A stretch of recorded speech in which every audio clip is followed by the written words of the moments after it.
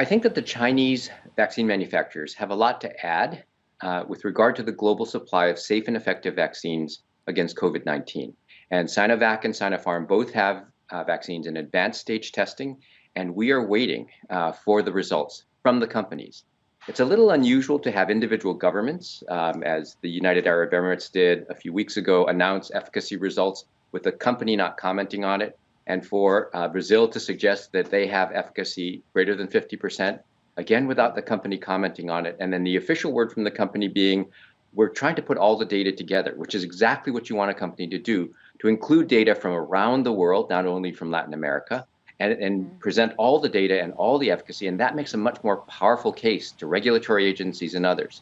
We want Chinese companies to participate. We want them to adhere to international standards for quality in the scientific data and in manufacturing. And we want them to get these vaccines into COVAX, which is an international effort to provide vaccines to all countries in the world. Right, but why the delay, you think, and how much time before we can actually hear from them in terms of understanding the full result and the full efficacy of this vaccine?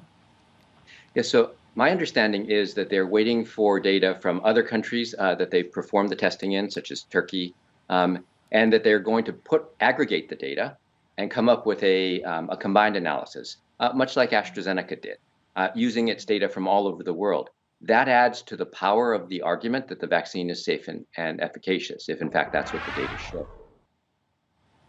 Right.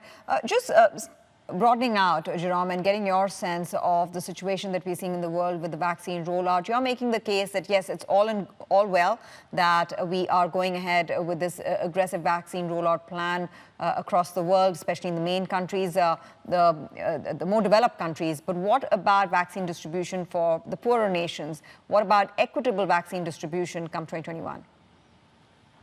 That's a really critical question. And modeling from the Gates Foundation suggests that if the high-income countries take the first 2 billion doses without any consideration of equity, global COVID deaths will double. So we really do need to focus on this international mechanism led by Gavi, the World Health Organization, and CEPI, that intends to distribute 2 billion doses of WHO-approved COVID vaccines to 189 countries around the world by the end of 2021. That's going to be a critical effort. And it's really one of the first times that we've been able to get novel vaccine technology out into the field to everyone in the world at the same time.